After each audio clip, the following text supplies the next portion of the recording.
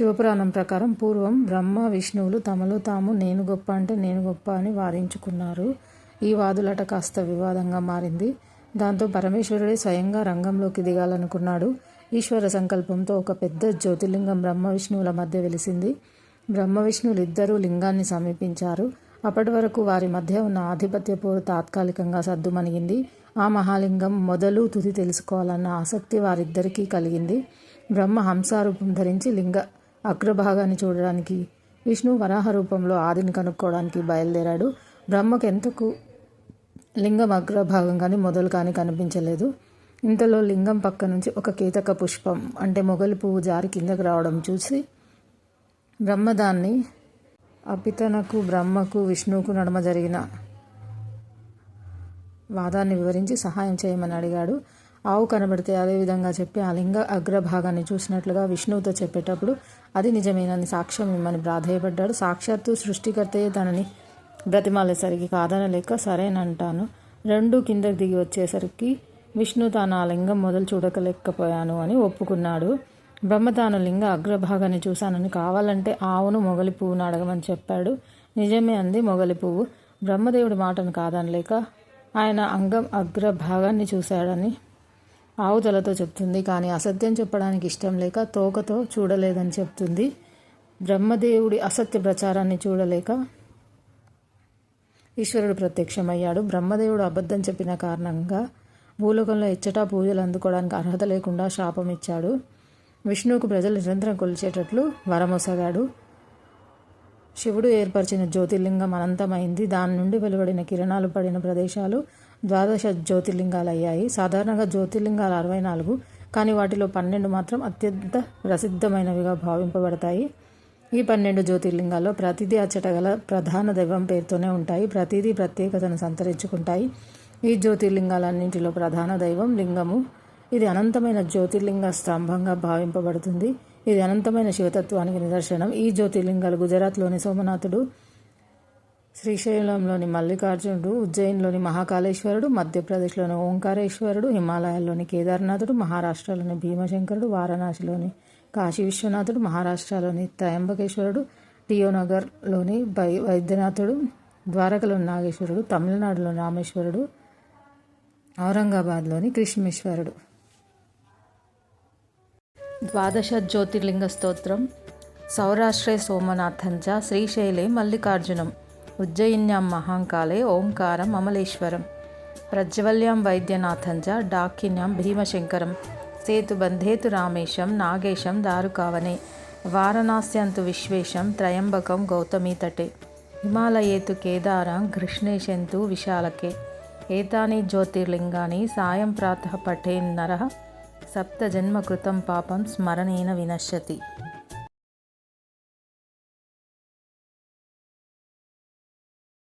16 సార్లు ధ్వంసమైన నిలిచిన అద్భుతం, ఛేదించలేని మిస్టరీలకు నిలయం సోమనాథాలయం. సోమనాథ్ జ్యోతిర్లింగం విశిష్టత. పరమ పవిత్రమైన కార్తీక మాసంలో 12 జ్యోతిర్లింగాల గురించి చదివిన విన్న మోక్షమని పురాణాలు చెబుతున్నాయి. పురాణాల ప్రకారం 12 జ్యోతిర్లింగాల ఆలయాలను సాక్షాత్తు దేవతలే నిర్మించినట్లుగా తెలుస్తుంది. 12 జ్యోతిర్లింగాల్లో మొదటిది అత్యంత మహిమాన్వితమైన క్షేత్రమైన సోమనాథ్ జ్యోతిర్లింగం గురించి ఈ కథనంలో తెలుసుకుందాం. సౌరాష్ట్రే సోమనాథంచ. అత్యంత మహిమాన్వితమైన జ్యోతిర్లింగాల్లో మొదటిది సోమనాథ జ్యోతిర్లింగం. ఈ క్షేత్రం గుజరాత్ రాష్ట్రంలోని పశ్చిమ తీరంలో ఉంటుంది. దేశంలోని 12 జ్యోతిర్లింగాల్లో సోమనాథ్ ఆలయం ఒకటి. ఏడాది పొడవునా శివభక్తులు యాత్రికులతో కిటకిటలాడుతుండే సోమనాథ్ క్షేత్రం అద్భుతమైన శిల్ప సంపదకు నిలయం. స్థల పురాణం. శివపురాణం ప్రకారం ప్రజాపతికి 27 మంది కుమార్తెలు ఉంటారు. వీరే 27 నక్షత్రాలుగా విరాజిల్లుతున్నారు. కాగా చంద్రుడు ప్రజాపతి యొక్క 27 మంది కుమార్తెలను వివాహం చేసుకుంటాడు. కానీ చంద్రుడు వారిలో రోహిణి పట్ల మాత్రమే అచంచల ప్రేమను ప్రదర్శిస్తుంటాడు. చంద్రుడు ఒక్క రోహిణిని తప్ప మిగిలిన పుత్రికలను పట్టించుకోవడం లేదని కలత చెందిన దక్ష ప్రజాపతి చంద్రుని యొక్క కళలు క్షీణించిపోతాయని శపిస్తాడు.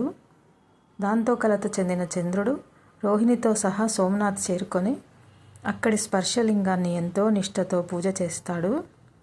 తద్వారా శివుని అనుగ్రహాన్ని పొందిన చంద్రుడు తాను కోల్పోయిన కలలను తిరిగి పొందాడు.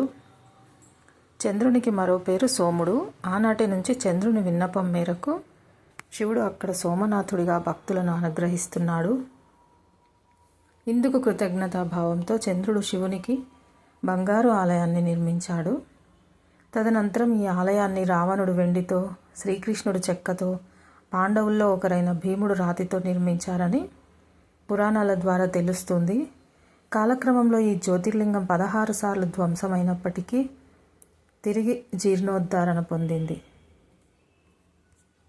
ఆలయ నిర్మాణం గురించి తెలుసుకుందాం. సోమనాథ ఆలయం ఎప్పుడు నిర్మించారనే అంశంపై చరిత్రకారుల్లో భిన్నాభిప్రాయాలున్నాయి. గతంలోనే నిర్మించిన గుడిని చాళుక్యరాజులు మరింత అభివృద్ధి చేశారని, ఆలయ పరిమాణం, కొలతలు, పరిధిని మాత్రమే విస్తరించాడని చరిత్రకారులు వాదిస్తున్నారు. అయితే ఇందులో వాస్తవాలు ఇంకా రుజువు కావాల్సి ఉంది. గుర్జారా శైలిలో పునర్నిర్మాణం చేశారు. 1226 గుర్జారా శైలిలో పునర్నిర్మాణం 1226 సంవత్సరంలో మహమ్మద్ గజనీ సోమనాథ ఆలయాన్ని ధ్వంసం చేసి అక్కడ సంపద దోచుకెళ్లాడు. భారతదేశానికి స్వాతంత్రం వచ్చిన తర్వాత ఆలయ శిథిలాలు కూల్చివేసి హిందూ ఆలయ నిర్మాణ శైలి మారు గుర్జారా శైలిలో పునర్నిర్మించారు. 1951లో ఆలయ పునర్నిర్మాణం పూర్తయింది. ఇంత గొప్ప చరిత్ర ఉన్న సోమనాథ ఆలయంలో కొన్ని అంతుచిక్కని మిస్టరీలు అబ్బురపరుస్తాయి. అవేంటో తెలుసుకుందాం. సోమనాథ ఆలయంలోని శమంతకమణి అనే అద్భుత రత్నం ఉందని చెబుతారు.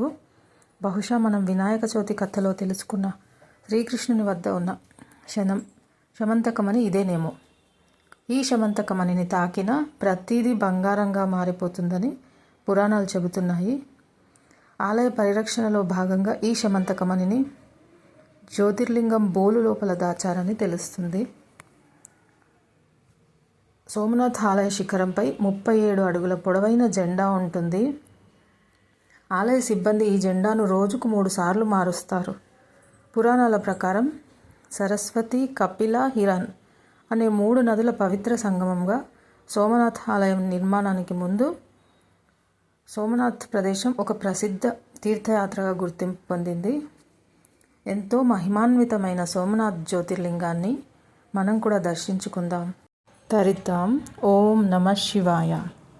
ద్వాదశ జ్యోతిర్లింగ స్తోత్రం.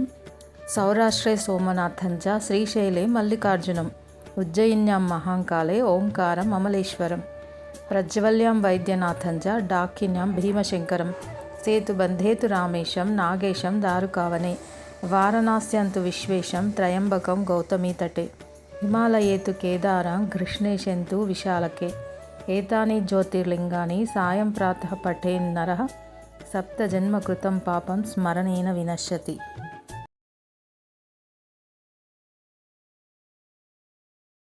జ్యోతిర్లింగాల్లో రెండవది అయినటువంటి శ్రీశైల మల్లికార్జునుడి చరిత్ర. శ్రీశైల మల్లికార్జునుడికి లోతైన పురాణాలను మిళితం చేస్తుంది. శివుని జ్యోతిర్లింగ వ్యక్తీకరణ మరియు పార్వతి మల్లిక నుండి ఉద్భవించింది. శాతవాహనులు, ఇక్ష్వాకులు, పల్లవులు, చాళుక్యులు, రెడ్డిలు మరియు విజయనగర పాలకుల నుండి గొప్ప చారిత్రక నిర్మాణ పొరలతో ఇది అగ్నిపురాణం మరియు స్కంద పురాణం వంటి పురాతన గ్రంథాల్లో ప్రస్తావింపబడిన ఒక ముఖ్యమైన దక్షిణ భారత తీర్థయాత్రా స్థలంగా మరియు శక్తివంతమైన శక్తిపీఠంగా మారింది. పౌరాణిక మూలాలు, ప్రాముఖ్యత. జ్యోతిర్లింగ వ్యక్తీకరణ. శివుడు కాంతి స్తంభంగా కనిపించాడు మరియు విష్ణువు, బ్రహ్మ దాని ముగింపును కనుగొనలేకపోయారు. దానిని జ్యోతిర్లింగంగా స్థాపించారు. మల్లికార్జునుడు అనే పేరు ఎలా వచ్చిందంటే, ఈ శ్రీశైలంలో శివుడు అర్జునుడుగా, పార్వతి మల్లికగా ఇక్కడ పూజలు చేశారు. దీని ఫలితంగానే మల్లికార్జునుడు, మల్లెల దేవుడు అనే పేరు వచ్చింది. ఇదే శ్రీశైలంలో శక్తిపీఠం కూడా ఉంటుంది. భ్రమరాంబాదేవి ఆలయంలో సతీదేవి మెడ పడిపోయిన శక్తిపీఠంగా పరిగణింపబడుతుంది. ఈ ఆలయం మల్లికార్జునుడి యొక్క ఆలయం వెనుక వైపు కొంచెం ఎత్తున మెట్ల పైన ఉంటుంది. పురాతన సందర్శనలు. త్రేతాయుగంలో రాముడు మరియు సీత ఈ ఆలయాన్ని దర్శించారని, ద్వాపర యుగంలో పాండవులు వనవాస సమయంలో దర్శించారని పురాణాలు చెబుతున్నాయి. చారిత్రక అభివృద్ధి. శ్రీశైల కొండలు 1వ శతాబ్దపు శాతవాహన రాజు వాశిష్ఠిపుత్ర పులిమౌ నాసిక్ శాసనంలో కనిపిస్తాయి. రాజవంశ పోషణ. ఈ ఆలయం ఇక్ష్వాకులు, పల్లవులు, చాళుక్యులు మరియు రెడ్డిల హయాంలో నిర్మాణం మరియు పునరుద్ధరణలను చూసింది. విజయనగర సామ్రాజ్య కాలంలో గణనీయమైన నిర్మాణ మెరుగుదలలు సంభవించాయి.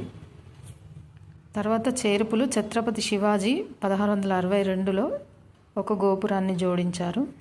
ఆధ్యాత్మిక కేంద్రం. ఆదిశంకరుడు, సిద్ధనాగార్జుడు, అల్లమప్రభువు, అక్కమహాదేవి వంటి సాధువులకు నిలయం.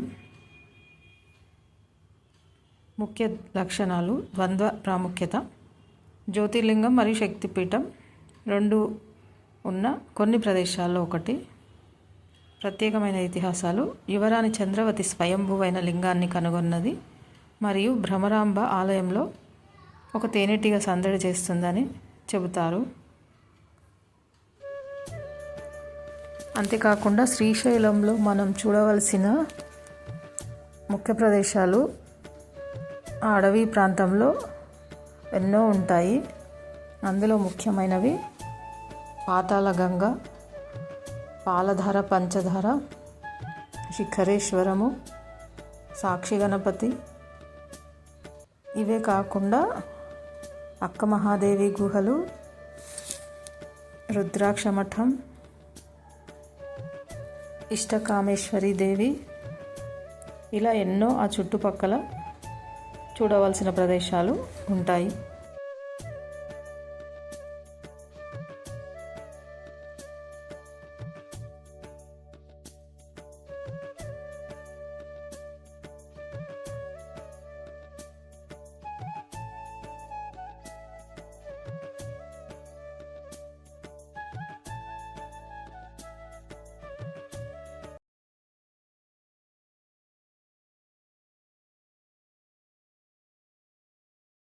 మూడవ జ్యోతిర్లింగం ఉజ్జయిన్యాం మహాంకాళి.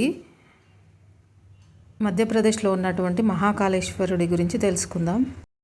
మహాకాళేశ్వర ఆలయానికి సంబంధించిన ముఖ్య విషయాలు. ఇది మధ్యప్రదేశ్ రాష్ట్రంలోని ఉజ్జయిన్లో ఉంది. దీని ప్రాముఖ్యత 12 జ్యోతిర్లింగాల్లో ఒకటి. స్వయంభూగా వెలిసింది. చరిత్ర. బ్రహ్మ స్థాపించారని, చంద్రప్రద్యోత రాజు కాలం నాటి ప్రస్తావనలు ఉన్నాయని పురాణాలు చెబుతున్నాయి. ప్రత్యేకత. కుంభమేళాకు ప్రసిద్ధి. మహాకాళి ఆలయం కూడా ఇక్కడ ఉంటుంది. మహాకాళేశ్వర జ్యోతిర్లింగం హిందూ మత ప్రసిద్ధ శైవ క్షేత్రం. ఇది 12 జ్యోతిర్లింగాల్లో ఒకటి. ఇది మధ్యప్రదేశ్ రాష్ట్రంలోని ఉజ్జయిని నగరంలో ఉంది. ఈ దేవాలయం రుద్రసాగరం సరస్సు సమీపాన ఉంది. దేవాలయంలో విశేషమైన శివలింగాన్ని స్వయంభువుగా భావిస్తారు. ఈ క్షేత్రంలో ఇతర చిత్రాలు లింగాల వలె కాకుండా మంత్రశక్తితో ఏర్పడిన శివలింగంగా భావిస్తారు.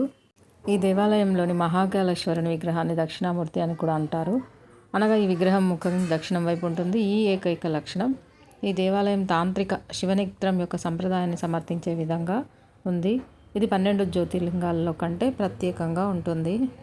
ఈ దేవాలయంలోని గర్భగుడిలో ఓంకారేశ్వర మహాదేవ విగ్రహం మహాకాళ విగ్రహం పైన ఉంటుంది. గణపతి, పార్వతి, కార్తికేయుల చిత్రాలు పశ్చిమ, ఉత్తర, తూర్పు గోడలపై అమర్చబడి ఉంటాయి. దక్షిణ భాగంలో నంది చిత్రం ఉంటుంది. ఇది మహాదేవుని యొక్క వాహనం. 3వ అంతస్తులో గల నాగచంద్రేశ్వర విగ్రహం నాగపంచమి రోజున మాత్రమే దర్శనం కోసం తెరుస్తారు. ఈ దేవాలయం 5 అంతస్తుల్లో ఉంటుంది. దానిలో ఒకటి భూ అంతర్భాగం. ఈ దేవాలయం సరస్సు సమీపంలో భారీ గోడలతో కూడుకొని ఉన్న విశాలమైన ప్రాంగణం కలిగి ఉన్నది. శిఖరం లేదా గోపురం శిల్పాలతో సొగసుగా అలంకరించబడి ఉంటుంది. ఇత్తడి దీపాలు గర్భగుడిలోనికి పోయే మార్గానికి వెలుగునిస్తాయి. దేవుని ప్రసాదం ఇతర ఆలయాల వలె కాకుండా దేవునికి సమర్పించినది దేవతలకు తిరిగి సమర్పించవద్దన్నది నమ్మకం. ఉజ్జయిన్లో శివలింగాలు 3 అంతస్తులుగా ఉంటాయి. అన్నిటికన్నా కింద ఉండేది మహాకాళలింగం, మధ్యలో ఉండేది ఓంకారలింగం, ఆ పైన ఉండేది నాగేంద్ర స్వరూపమైన లింగం. ఉజ్జయిన్లో ఒక చిత్రం ఉంది. సంవత్సరానికి ఒకసారి వర్షాకాలానికి ముందర పర్జన్యానుష్ఠానం అని ఒక అనుష్ఠానం చేస్తారు. ఇది పూర్తి అవగానే ఆకాశంలో నల్లటి మబ్బులు పట్టి వర్షం కురుస్తుంది. ఇప్పటికీ ఉజ్జయిన్లో ఈ తంతు కొనసాగుతుంది. ఉజ్జయిన్లో మహాకాళేశ్వరుడు వెలిసిన ప్రాంతం కిందనే శంఖు యంత్రం అని చాలా ఆశ్చర్యకరమైన యంత్రం ఉందని పెద్దలు నమ్ముతారు. ఈశ్వరార్చనలో శంఖాన్ని ఊదుతారు. మహాకాళేశ్వర లింగం కింద శంఖు యంత్రం ఉంది. అందుకని మహాకాళేశ్వరుడి దగ్గరికి వెళ్ళి దర్శనం చేసుకున్నవాడు ఎటువంటి విజయాన్నైనా పొందుతాడు. ఈ ప్రాంగణంలో పార్వతి, వినాయకుడు, కార్తికేయుడు, సాక్షిగోపాలుడు, శనీశ్వరుడితో పాటు అనేక శివలింగాలు భక్తులకు దర్శనమిస్తాయి. మహాకాళ మందిర శోభ సంధ్యా సమయంలో అత్యంత మనోహరమై భాసిల్లుతుంది. సృష్టి ప్రారంభంలో బ్రహ్మ శివుణ్ణి ఇక్కడ మహాకాలుడుగా కొలువై ఉండమని ప్రార్థించాడని, ఆ బ్రహ్మ అభీష్టం మేరకు శివుడిక్కడ కొలువై ఈ మందిరానికి అంతటి శోభనిస్తున్నాడని పురాణ కథలు వినిపిస్తాయి. భస్మ మందిరం ఎన్నో వేల సంవత్సరాల నుంచి ఉజ్జయిన్లో ఉన్నటువంటి అంతరాలయంలో 2 జ్యోతులు వెలుగుతుంటాయి. ఆ 2 జ్యోతులను అఖండ దీపాలని పిలుస్తారు. ఉజ్జయిని దేవాలయంలో ఒక చిత్రమైన మందిరం ఉంది. దాన్ని భస్మ మందిరం అని పిలుస్తారు. అక్కడ ఆవు పేడతో విభూతిని తయారు చేస్తారు. భస్మ మందిరంలోకి ఆవుల్ని తీసుకొచ్చి వాటి పేడను ఎంతవరకు కాలిస్తే అది చక్కటి విభూతిగా మారుతుందో అటువంటి విభూతిగా మార్చి ఆవు విభూతితో స్వామివారికి అభిషేకం చేస్తారు. ఉజ్జయిన్లో చేసేటటువంటి విభూతి అభిషేకం 2 రకాలుగా ఉంటుంది. తెల్లని పలుచని బట్టలో మెత్తటి విభూతిని పోసేసి మూట కట్టేస్తారు. ఆ మూటను శివలింగం పైన పట్టుకుంటారు. మరో మూటతో దాన్ని కొడతారు. అలా కొట్టినప్పుడు ఒక శివలింగం ఉన్న చోటే కాదు, మొత్తం అంతరాలయం అంతా భస్మంతో నిండిపోతుంది. అలా నిండిపోతున్నప్పుడు శంఖాలు, భేరీలు, పెద్ద పెద్ద మృదంగాలను కూడా మోగిస్తారు. అప్పుడు అక్కడ మీరు ఒక అలౌకికమైన స్థితికి వెళ్ళిపోయినటువంటి అనుభూతిని పొందుతారు. 2వ రకం అభిషేకంలో పురుషుల్ని సాంప్రదాయక దుస్తులతో తెల్లవారుజామున దేవాలయంలోకి పంపిస్తారు. అప్పుడే శ్మశానంలో కాలిన శవం తాలూకు భస్మాన్ని అర్చకులు పట్టుకొని వచ్చి ఇస్తారు. ఆ భస్మ పాత్రను అందరికీ ఇస్తారు. చుట్టూ కూర్చొని ఆ శవ భస్మంతో స్వామికి అభిషేకం చేస్తారు. స్వామివారికి ఇక్కడ జరిగే భస్మహారతి కైలాసనాథుని దర్శనం అయినంతటి ఆనందాన్ని ఇస్తుందంటారు భక్తులు. బ్రహ్మ సైతం ఈ భస్మ పూజ చేశాడని, ఆ కారణంగానే ఈ క్షేత్రాన్ని మహాశ్మశానం అని పిలవడం జరుగుతుందని చెప్పే పురాణ కథలు ఉన్నాయి. ఈ స్వామి దర్శనం అకాల మృత్యు నుంచి రక్షిస్తుంది. 12 సంవత్సరాలకు ఒకసారి ఈ క్షేత్రంలో కుంభమేళా జరుగుతుంది. అత్యంత ఘనంగా జరిగే ఈ కుంభమేళాలో లక్షలాది మంది భక్తులు పాల్గొంటారు. ఈ క్షేత్రాన మరణించిన వారికి పునర్జన్మ ఉండదని ప్రతీతి. శ్రీ ఉజ్జయిని మహాకాళేశ్వర స్వామి వారికి భస్మహారతి రోజు ఉదయం 4 గంటలకు తప్పనిసరి ఆచారంగా త్రయంబకేశ్వరునికి సమర్పిస్తారు. ఈ పూజ 2 గంటల పాటు ఆవు పేడ పిడకలు ఉపయోగించి నిర్వహిస్తారు. ఆరతి సమయంలో మంత్రాలు జపించడం, గంభీరమైన ధ్వనులు చేయడం వల్ల గర్భగుడి శక్తివంతమైన ప్రకంపనలతో మార్మోగుతుంది. ఇది మనిషి జీవితకాలంలో మర్చిపోలేని అద్భుతమైన అనుభవం. ఈ భస్మహారతి 10 మంది నాగసాధువుల ద్వారా జరుగుతుంది. ఈ భస్మహారతి సమయంలో ఎవరిని గర్భగుడిలోకి అనుమతించరు. కేవలం పురుషులకు మాత్రమే ఈ భస్మహారతిలో పాల్గొనేందుకు అనుమతిస్తారు. స్త్రీలకు ఈ హారతిలో పాల్గొనడం కానీ చూడడం కానీ అనుమతి ఉండదు. భక్తులను గర్భగుడి బయట ఉన్న నంది మంటపంలో బారికేడ్లు వెనుకకు అనుమతించబడతారు. కేవలం 100 మందికి మాత్రమే వసతి ఉన్న నంది మంటపంలో సుమారు 500 మంది భక్తులు బారికేడ్ల వెనుక సమీపంలో కూర్చొని దర్శనం చేసుకుంటారు. భస్మహారతి సమయంలో త్రయంబకేశ్వరుడు భస్మధారణంతో అందంగా దర్శనమిస్తాడు.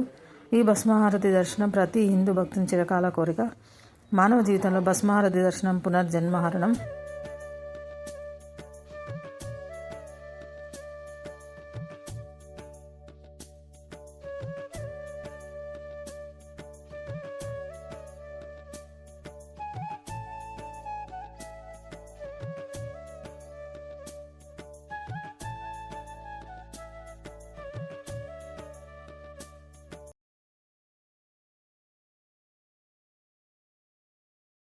ఓంకార మమలేశ్వరం అంటే ఒకటి కాదు 2 జ్యోతిర్లింగాలు ఉంటాయి. ఆత్మ పరమాత్మలకు గుర్తుగా ఇక్కడ 2 జ్యోతిర్లింగాలు ఉంటాయి. ఓంకారేశ్వరుడు, మమలేశ్వరుడు. 12 జ్యోతిర్లింగాల్లో ఓంకారేశ్వరుడి ప్రత్యేకత ఏంటి? నర్మదా తీరంలోని దివ్యక్షేత్ర విశేషాలు తెలుసుకుందాము. కార్తీక మాసంలో శివుడు స్వయంభువుగా వెలసిన 12 జ్యోతిర్లింగ క్షేత్రాలను దర్శించినా స్మరించినా మోక్షం వస్తుంది. శివపురాణం ప్రకారం శివుని ఢమరుక నాదం నుంచి వెలువడిన తొలి ధ్వని ఓంకారం అని తెలుస్తుంది.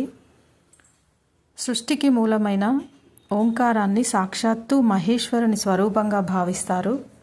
అందుకే శివుడు ఓంకారేశ్వరుడు అయ్యాడు. శివుడు జ్యోతిర్లింగ రూపంలో ఓంకారేశ్వరుడుగా వెలిసిన క్షేత్రమే ఓంకారేశ్వరం.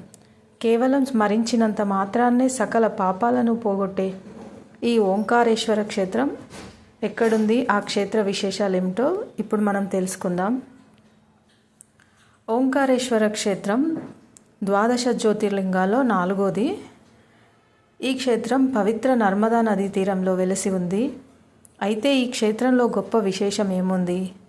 ఆత్మ పరమాత్మలకు ప్రతీకగా శివుని వరంతో జ్యోతిర్లింగం 2గా చీలి, ఒకటి ఓంకారేశ్వర ప్రణవలింగంగా, రెండోది మమలేశ్వర జ్యోతిర్లింగంగా ఆవిర్భవించింది. అందుకే ద్వాదశ జ్యోతిర్లింగ స్తోత్రంలో ఈ క్షేత్రాన్ని గురించి ఓంకార మమలేశ్వరం అని ప్రస్తావిస్తారు. మధ్యప్రదేశ్లోని ఇండోర్ నుంచి 72 కిలోమీటర్ల దూరంలో ఉన్న ఈ ఓంకారేశ్వర క్షేత్రంలో శివుడు 2 జ్యోతిర్లింగాల రూపంలో పూజలు అందుకోవడం విశేషం.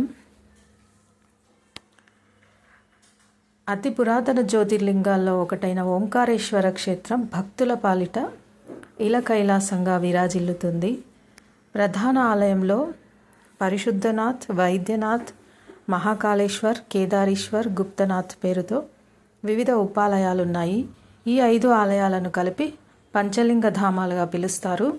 నిత్యం పవిత్ర నర్మదా నదీ జలాలతో పునీతమయ్యే ఈ దివ్యధామాన్ని ఒక్కసారి దర్శించిన జన్మ ధన్యతగా భావిస్తారు.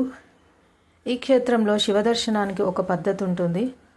ముందుగా ఓంకారేశ్వరుడిని, అనంతరం మమలేశ్వరుడిని దర్శించుకుంటే దర్శన ఫలం దక్కుతుందని శాస్త్రవచనం.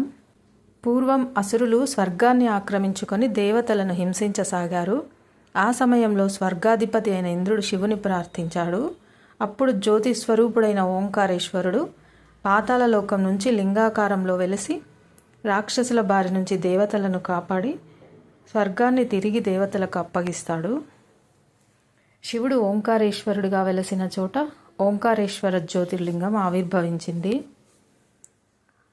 పురాణాల ప్రకారం మాంధాతరాజు ఇంద్రుని అనుగ్రహంతో రాజ్యాధికారాన్ని స్వీకరిస్తాడు. ఈ మాంధాత ప్రతినిత్యం శివపూజ చేసే అపర శివభక్తుడు. నర్మదా నది పవిత్ర జలాలు పర్వతాలపై నుంచి ఉరికి ప్రతినిత్యం ఓంకారేశ్వరుణ్ణి అభిషేకిస్తాయి. శివునిపై ఉన్న అచంచలమైన భక్తి విశ్వాసాల కారణంగా మాంధాత తరువాతి కాలంలో ఈ ప్రాంతాన్ని తన రాజధానిగా ప్రకటించాడు. అందుకే ఈ ప్రాంతాన్ని ఓంకార మాంధాతగా పిలుస్తారు. ఓంకారేశ్వరుడు కొలువై ఉన్న ఈ క్షేత్రంలో అగస్త్యుడు, అత్రి, విశ్వామిత్రుడు వంటి గొప్ప మహర్షులెందరో తపస్సు చేశారని ఆలయ స్థల పురాణం ద్వారా తెలుస్తుంది. ఓంకారేశ్వర దేవాలయాన్ని మాంధాత నిర్మించగా తరువాతి కాలంలో వివిధ రాజవంశస్థులు ఆలయాన్ని అభివృద్ధి చేశారు. రాజవంశానికి చెందిన రాణి అహల్యాదేవి హోల్కర్ ఈ ఆలయానికి జీర్ణోద్ధరణ పనులు జరిపించి ఆలయాన్ని అభివృద్ధి చేశారు. ఓంకారేశ్వరుని ఆలయ గోపురం ఒకవైపు ఒరిగి ఉంటుంది. మమలేశ్వరుని క్షేత్ర విశేషాలు. ఓంకారేశ్వరుని దర్శించుకున్న భక్తులు నర్మదా నదికి ఆవలి ఒడ్డున ఉన్న మమలేశ్వరుని దర్శించుకుంటారు. గర్భాలయంలో మమలేశ్వరుడు జ్యోతిర్లింగ రూపంలో దర్శనమిస్తాడు. ఈ స్వామిని అమలేశ్వరుడు అని కూడా అంటారు. ఈ ఆలయంలో కూడా అనేక ఉపాలయాలున్నాయి. ఇటు ఓంకారేశ్వరుణ్ణి, అటు అమలేశ్వరుణ్ణి దర్శించుకుంటే చాలు తమ జీవితం ధన్యమైందని భక్తులు భావిస్తారు. ఓంకారేశ్వరుని క్షేత్రంలో, మమలేశ్వరుని క్షేత్రంలో ప్రతి ఏడాది శ్రావణ మాసంలో జరిగే శ్రావణ మేళ ఎంతో గొప్ప ఉత్సవం. ఈ సందర్భంగా ఒక పడవలో ఓంకారేశ్వరుడు, మరో పడవలో మమలేశ్వరుడు కొలువుదీరి నర్మదా నదిలో మేళ తాళాల నడుమ జలవిహారం చేస్తారు. ఈ సందర్భంగా నది మధ్యలో ముమ్మారు ప్రదక్షిణలు చేస్తారు. శ్రావణ మాసంలో చివరి సోమవారం జరిగే ఈ ఉత్సవాన్ని చూడటానికి దేశ విదేశాల నుంచి లక్షలాది మంది భక్తులు విచ్చేస్తారు. ఇక ఈ సందర్భంగా జరిగే ఉత్సవాలు కన్నుల పండుగగా సాగుతాయి. ఇక కార్తీక మాసంలో శివునికి అభిషేకాలు, ప్రత్యేక పూజలు జరుగుతాయి. మాఘమాసంలో మహాశివరాత్రి వేడుకలు ఎంతో శోభాయమానంగా జరుగుతాయి. ఈ సందర్భంగా ఈ క్షేత్రం భక్తజన సంద్రంగా మారుతుంది. ఈ ఓంకారేశ్వరానికి ఎలా చేరుకోవాలంటే మధ్యప్రదేశ్లోని ఇండోర్కు దేశంలోని అన్ని ప్రాంతాల నుంచి విమానం, రైలు, బస్సు సౌకర్యాలు ఉన్నాయి. ఇండోర్ నుంచి ఓంకారేశ్వర క్షేత్రానికి సులభంగా చేరుకోవచ్చు. కేవలం స్మరించినంత మాత్రాన్నే మోక్షాన్ని ప్రసాదించే ఓంకారేశ్వర క్షేత్రాన్ని మనం కూడా దర్శిద్దాం, తరిద్దాం. ఓం నమః శివాయ.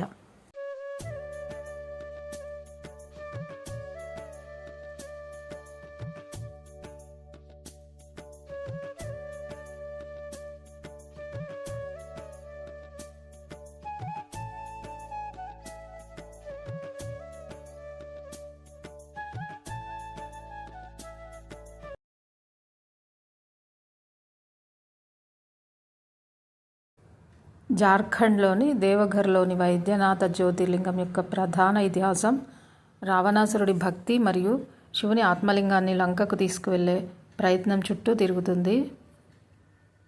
రావణుడు మరియు ఆత్మలింగం కథ. రాక్షసరాజు రావణుడు తన రాజ్యాన్ని ఎటువంటి ముప్పు లేకుండా కాపాడేందుకు లంకలో శివుని శాశ్వత ఉనికిని కోరుకున్నాడు. దీనికోసం అతడు హిమాలయాల్లో తీవ్ర తపస్సు చేశాడు మరియు తన 10 తలలను ఒక్కొక్కటిగా శివునికి బలి ఇవ్వడానికి సిద్ధపడ్డాడు. అతడి భక్తికి మెచ్చిన శివుడు రావణాసురుడికి ప్రత్యక్షమై అతని గాయాలను మాన్పి ఒక వరాన్ని కోరుకోమన్నాడు. శివుడే స్వయంగా రావణాసురుడి యొక్క గాయాలను మాన్పాడు. అంటే అతని తలలన్నింటినీ అతికించాడు. కాబట్టి ఆ ప్రదేశానికి వైద్యనాథ్ అనే పేరు వచ్చింది. చివరకు రావణుడి తపస్సును మెచ్చుకున్నటువంటి శివుడు అతనికి ఏం వరం కావాలో అని అడుగుతాడు. అప్పుడు రావణాసురుడు శివుణ్ణి అతని ఆత్మలింగం ఇవ్వమని రావణాసురుడు కోరుతాడు. శివుడు దానికి అంగీకరిస్తాడు. రావణుడు శివుని ఆత్మలింగాన్ని తనతో పాటు లంకకు తీసుకొని వెళ్ళాలని శివుడితో చెప్తాడు. శివుడు దీనికి అంగీకరిస్తూ ఒక షరతు విధిస్తాడు. లంకకు వెళ్ళే మార్గంలో ఎక్కడ ఆ లింగాన్ని నేలపై ఉంచకూడదు. ఒకవేళ పెడితే అది ఆ ప్రదేశంలో శాశ్వతంగా స్థిరపడిపోతుందని చెప్పాడు. లింగ ప్రతిష్ఠ. దేవతల ప్రణాళికలో భాగంగా జలదేవుడైన వర్ణుడు రావణుడి కడుపులోకి ప్రవేశించాడు. దీంతో రావణుడికి తీవ్రంగా మూత్ర విసర్జన చేయాలనే కోరిక కలిగింది. ఆ సమయంలో విష్ణువు ఒక పశువుల కాపరి బాలుడి రూపంలో రావణుడికి కనిపించాడు. రావణుడు ఆ బాలుడిని లింగాన్ని కాసేపు పట్టుకోమని కోరాడు. తన పని ముగించుకొని తిరిగి వచ్చేలోపు లింగాన్ని నేలపై పెట్టవద్దని హెచ్చరించాడు. రావణుడు తిరిగి వచ్చే సమయానికి బాలుడు లింగం బరువును మోయలేక దాన్ని నేలపై ఉంచాడు. లింగం ఆ ప్రదేశంలో స్థిరపడిపోయింది. ఆగ్రహించిన రావణుడు లింగాన్ని బలవంతంగా పైకి లేపడానికి ప్రయత్నించాడు. కానీ విఫలమయ్యాడు మరియు దానిపై తన బొటనవేలితో ఒక గుర్తును ఏర్పరిచాడు. అది ఇప్పటికీ లింగంపై కనిపిస్తుందని నమ్ముతారు. ఈ విధంగా జార్ఖండ్లోని దేవ్ఘర్ శివుని ఆత్మలింగం శాశ్వత నివాసంగా మారింది మరియు ఈ ప్రదేశం 12 జ్యోతిర్లింగాల్లో ఒకటిగా ప్రసిద్ధి చెందింది.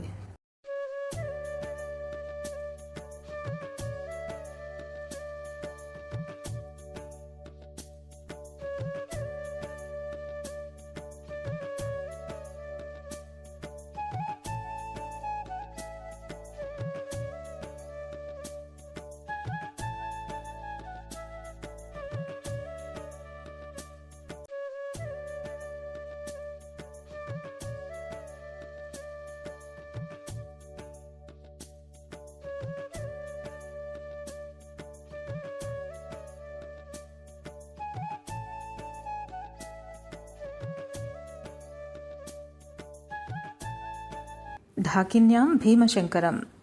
భీమశంకర క్షేత్రం 12 జ్యోతిర్లింగాల్లో ఒకటైన 6వ భీమశంకర లింగం వెలిసినటువంటి హిందూ పుణ్యక్షేత్రం.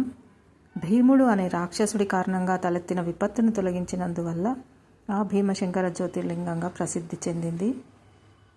భీమశంకర క్షేత్రం సహ్యాద్రి పర్వత సానువుల్లో మహారాష్ట్రలో పూణేకు 127 కిలోమీటర్లు, ముంబైకి 200 కిలోమీటర్ల దూరంలో, పూణే జిల్లాలోని ఖేడ్ తాలూకాలో భీమశంకరంలోని భీమా నది ప్రక్కన భావగిరి గ్రామంలో వెలసి ఉంది. సహ్యాద్రి పర్వత శిఖరాల్లో ఒకదాని పేరు డాకిని. ఆ కొండపై భాగంలో పరమశివుడు భీమశంకర జ్యోతిర్లింగంగా వెలిశాడు. కృష్ణానది యొక్క ఉపనది అయిన భీమా నది అక్కడే పుట్టింది. అది పుట్టిన చోట శివలింగం ప్రక్క భాగం నుండి కొద్దిగా ప్రవహిస్తూ ఉంటుంది. భీమశంకరుడు శాకిని, డాకిని మొదలైన రాక్షస సమూహాలతో సేవింపబడుతూ ఉన్నాడని పురాణ వచనం. భీమశంకర్ దేవాలయాన్ని 13వ శతాబ్దంలో నాగరా పద్ధతిలో పీష్వాల దీవాన్ అయిన నానా ఫడ్నవీస్ నిర్మించినట్లు చారిత్రక ఆధారాలనుసారం తెలుస్తుంది. ఆ గుడి గోపురాన్ని చూడగానే ఏదో తెలియని అనుభూతి కలుగుతుంది. నల్లటి రాతితో చెక్కిన ఆలయ శిఖరాన్ని చూడగానే ఎంతో భక్తిభావం కలుగుతుంది. గుడి లోపల చిన్నగా ఉన్న శివలింగాన్ని వెండితో తాపడం చేశారు. దానిపైన ఒక కత్తిఘాటు ఉంటుంది. 1437లో చిమంజి అంతజీ నాయక్ అతను స్వామి ముందర ఉన్న సభా మండపాన్ని నిర్మించాడు. రఘునాథ్ పేష్వా అనే అతను ఒక నూతిని త్రవ్వించాడు. ఆ కోనేటి లోపల ఒక వినాయకుని విగ్రహం కూడా ఉన్నది. ఆ జ్యోతిర్లింగ క్షేత్రం భూమి కంటే చాలా దిగువన ఉంటుంది. ఎన్నో ఆలయాలు పర్వత శిఖరాలపైన ఉంటాయి. కానీ లోయలో ఉండే అతి కొద్ది ఆలయాల్లో భీమశంకర్ ఒకటి. అన్ని జ్యోతిర్లింగ క్షేత్రాల్లాగే గర్భగుడి కూడా కిందికి ఉంటుంది. సులువైన మెట్ల మార్గం గుండా ఈ క్షేత్రానికి వెళ్ళాలి. ఈ మార్గం గుండా కట్టెతో చేసిన మాదిరిగా ప్లాస్టిక్ స్తంభాలు, పైన కూడా ప్లాస్టిక్ రూఫ్తో కూడిన మరి అత్యంత సుందరమైన స్వాగత ద్వారం ఎంతో రమణీయం. పూర్వం భీముడనే పేరు గల రాక్షసుడు తన తల్లి అయిన కర్కటితో ఈ పర్వత శిఖరం మీద నివసిస్తూ ఉండేవాడు. వాడొకనాడు తల్లిని, అమ్మ, నా తండ్రి ఎవరు, ఎక్కడున్నాడు, నీవు ఈ కొండ మీద ఒంటరిగా ఉండటానికి కారణం ఏమిటి అని ప్రశ్నించాడు. అప్పుడు కర్కటి కుమారంతో, నాయన, లంకా రాజ్యానికి ప్రభువైన రావణాసురుడు తమ్ముడైన కుంభకర్ణుడు మీ తండ్రి. పరాక్రమవంతులైన నీ తండ్రిని, పెద్ద తండ్రిని దుర్మార్గుడైన శ్రీరాముడు సంహరించాడు. నా తండ్రి కర్కటుడు, తల్లి పుష్కసి, నా మొదటి భర్త విరాధుడు. అతనిని కూడా ఒకప్పుడు శ్రీరాముడే సంహరించాడు. ఒకనాడు నా తల్లిదండ్రులు అగస్త్య మహర్షి శిష్యుడైన సుతీగ్జుడు అనేవాడిని తినబోయారు. తపస్సంపన్నులైన వాడు కోపంతో నా తల్లిదండ్రులను భస్మం చేశాడు. నేను దిక్కులేని దాన్నై బిక్కుబిక్కుమంటూ కాలం గడుపుతున్నాను. అప్పుడు ఒకనాడు ఇక్కడికి వచ్చిన కుంభకర్ణుడు నన్ను బలవంతంగా చేపట్టాడు. ఆ విధంగా నీవు జన్మించావు. నీ తండ్రి మహావీరుడు కనుక తండ్రిని మించిన కొడుకువై మీ వంశానికి పేరు తీసుకొనిరా అని చెప్పింది. తల్లి మాటలు విన్న భీముడు కోపంతో వణికిపోయాడు. తన వంశాన్ని నాశనం చేసిన విష్ణుమూర్తిని, ఆయన భక్తులను సర్వనాశనం చేయాలని కంకణం కట్టుకున్నాడు. దేవతలను, మహర్షులను మట్టు పెట్టాలని పట్టుపట్టాడు. బ్రహ్మదేవుని గురించి 1000 సంవత్సరాలు ఘోరమైన తపస్సు చేశాడు. అప్పుడు బ్రహ్మ ప్రత్యక్షమై ఆ రాక్షసునికి అంతులేని పరాక్రమాన్ని, అనంతమైన ధైర్యాన్ని వరంగా ప్రసాదించాడు. వరగర్వంతో భీమాసురుడు దేవలోకం మీదకి దండెత్తి దేవేంద్రుణ్ణి ఓడించి దేవలోకాన్ని ఆక్రమించుకున్నాడు. ఆ తర్వాత భూలోకమంతా తిరిగి సాధువులైన భక్తులను, మహర్షులను బాధించాడు. ఆ కాలంలో కామరూప దేశాన్ని సుదక్షణుడు అనే రాజు పరిపాలిస్తుండేవాడు. ఆయన గొప్ప శివభక్తుడు, అఖండమైన తపస్సంపన్నుడు. భీమాసురుడు అతనిపై దండెత్తి అతన్ని కారాగారంలో బంధించాడు. శివభక్తుడైన సుదక్షిణుడు కారాగారంలోనే మట్టితో ఒక లింగాన్ని చేసి పూజిస్తూ నిరంతరం శివ పంచాక్షరి మంత్రాన్ని జపిస్తూ ఉన్నాడు. ఒకరోజు భీమాసురుడు ఆ రాజును సమీపించి, ఓరి బుద్ధిమాలినవాడా, ఈ జపములేమిటి, ఈ శివపూజలేమిటి, ఇకపై ఈ పిచ్చి పనులు మాను అని గర్జించాడు. అయినా ఆ రాజు ఇవేమీ పట్టించుకోకుండా శివపూజలో నిమగ్నమైపోయాడు. రాక్షసుడికి ఒళ్ళు మండింది. పళ్ళు పటపట కొరుకుతూ కత్తిని తీసి, మూర్ఖుడా, ఏమీ మాట్లాడవు, నిన్నే అని అరిచాడు. రాజు నెమ్మదిగా కళ్ళు తెరిచి, రాక్షస రాజా, మనకు కనిపించే చరాచర జగత్తుకంతటికీ పరమశివుడే ప్రభువు. అతడే ఈ ప్రపంచానికి కర్త. భరించేది అతడే, హరించేది అతడే. నేనా జగత్పతిని సేవిస్తున్నాను. నీ గర్జనలు, గాండ్రింపులు నన్నేమీ చేయలేవు అన్నాడు. అందరితో భీముడు మరింత మండిపడుతూ వికటాట్టహాసంతో కత్తిని జలిపిస్తూ, ఈ లోకానికి వీడే నా కర్త, వీడే నా రక్షించేది. ఇప్పుడు ఈ లింగాన్ని నా కత్తితో ముక్కలు ముక్కలు చేస్తాను, తనను తాను రక్షించుకోమను అంటూ కత్తినెత్తి శివలింగాన్ని నరకబోయాడు. అంతలో శివలింగం నుండి శివుడు ఆవిర్భవించి ఆ రాక్షసుని భస్మం చేశాడు. సుదక్షిణుడు భక్తి పారవశ్యంతో శివుని పాదాలపై పడి నమస్కరించి ఎన్నో విధాలుగా స్తుతించాడు. పరమశివుని కరుణా కటాక్షం వలన లోకాలకు భీమాసురుని పీడ విరగడయ్యింది. విషయం తెలుసుకున్న తారకాసురులు ఈ కామరూపదేశంపై దండెత్తగా సహ్యాద్రి పర్వతంలో జరిగిన పోరులో శివుడు చెమటోడ్చి అసుర సంహారం చేశారని పురాణగాథ. ఈ విధంగా రాలిన చెమట బొట్లే భీమానదిగా గుర్తింపు వచ్చింది. భీమాసురుడి తల్లి కర్కటి తన కుమారుని శరీరం పాతాళం నుండి భూమి మీదకి వచ్చి శివుని గురించి దీనాతి దీనంగా ప్రార్థించగా స్వామి దర్శనమిచ్చి వరం కోరుకోమన్నాడు. అప్పుడు ఆమె తనయుడి పేరు చిరస్థాయిగా ఉండునట్లు అదే ప్రదేశంలో జ్యోతిర్లింగంగా శివుడు వెలయినను కోరుకుంటుంది. అంతటా పరమేశ్వరుడు ఆమె కోరిక మన్నించి భీమశంకర జ్యోతిర్లింగంగా ఆ సహ్యాద్రి పర్వతంలో వెలిశాడు. యాత్రా మార్గం ముంబై, పూణే, ఔరంగాబాద్, అహ్మదాబాద్ల నుండి అనేక విధములైన వాహన సౌకర్యాలు ఉన్నాయి. ముంబై, పూణేల నుండి బస్ సౌకర్యం కూడా ఉన్నాయి. 124 కిలోమీటర్ల దూరంలో ఉండే పూణే రైల్వే సౌకర్యం కూడా అందుబాటులో ఉన్న నగరం. విమాన సౌకర్యం కూడా ఉంది. భీమాశంకర్కి దగ్గర రైలు ప్రదేశం కజ్రత్కు రైల్లో వెళ్ళి అక్కడ నుంచి బస్సులో 40 కిలోమీటర్లు ప్రయాణం చేసిన తర్వాత సుమారుగా 4 గంటల పాటు ట్రెక్కింగ్ చేసి భీమాశంకర్ జ్యోతిర్లింగం వెలిసిన ఖండాస్ చేరుకోగలరు. ఒంటరిగా ట్రెక్కింగ్ చేయవద్దు. గజరాత్ నుండి దేవాలయం వరకు బస్సు మార్గం లేదు. ఖండాస్ చిన్న కుగ్రామం. ఇచ్చట కొన్ని సత్రములు కట్టినారు. పర్వదినంలో వసతి దొరకడం కష్టము. చిన్న భోజనం హోటల్, కాఫీ హోటళ్ళు ఉన్నాయి. ఈ 59 కిలోమీటర్లలో ఎటువంటి సెల్ ఫోన్ కూడా పనిచేయదు. దారి మధ్యలో ఒక ప్రాజెక్ట్ కూడా చూడవచ్చు. పూర్తిగా అడవి కొండల్లోని ఈ ప్రాంతంలోని ఆలయం ప్రకృతి సౌందర్యంకు మారుపేరుగా ఉంటుంది. ఇప్పటికీ కనపడే కామరూప దేశపు రక్షణ గోడలు అనేక రకములైన వృక్షజాతుల్లో నయనానందకరంగా ఉంటుంది. దగ్గరలో గల త్రయంబకేశ్వర జ్యోతిర్లింగం, సహ్యాద్రి వన్యప్రాణ రక్షణ నిలయంలో గల పెద్ద సైజు ఉడతలు, ట్రెక్కింగ్ గల అనేక అవకాశములతో ఈ ప్రాంతం ఎప్పుడూ రద్దీగా ఉంటుంది. అయితే అనువైన కాలం ఆగస్టు, ఫిబ్రవరి నెలలు.